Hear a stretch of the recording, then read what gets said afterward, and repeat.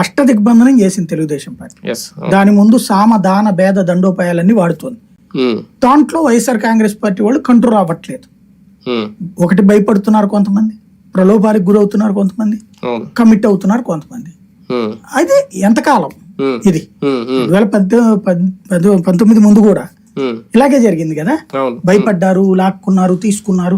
23 మంది ఎమ్మెల్యేలు వెళ్ళారు. వెళ్ళిన వాళ్ళు అలా జగన్ అమ్మినాబతులు తిప్పిపోయారు. ఏమైంది? రాజకీయం అనేటువంటి రాజకీయం ఎప్పుడు వన్ సైడెడ్ గా ఉంటుందా? అదే కదా.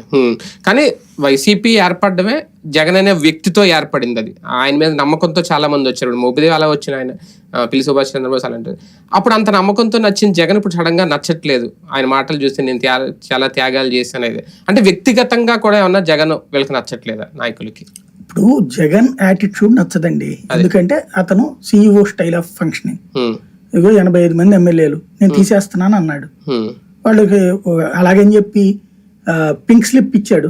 అవును, కార్పొరేట్ కంపెనీలో పింక్ స్లిప్ అంటే వెంటనే 1.5 రోజుల్లోనే ఉంటది. వీళ్ళకి పింక్ స్లిప్ 3 ఏళ్ల నుంచి ఇస్తానే వచ్చాడు. వర్క్ షాపులు పెట్టుకుంటా. కాబట్టి అది నచ్చలేదు వాళ్ళకి. రెండో కాన్సెప్ట్ ఏంటంటే ఇంత చేసి ఓడిపోయాడు కదా, ఓడిపోవడం నచ్చలేదు. గెలిస్తే మూసుకుని కూర్చుందరు, ఓడిపోవడం నచ్చలేదు. ఎమ్మెల్సీలు ఎమ్మెల్యేల నుంచి కూడా థ్రెట్ ఉందా జగన్ కి? వాళ్ళు కూడా రేపో మాపో వెళ్ళిపోతారు.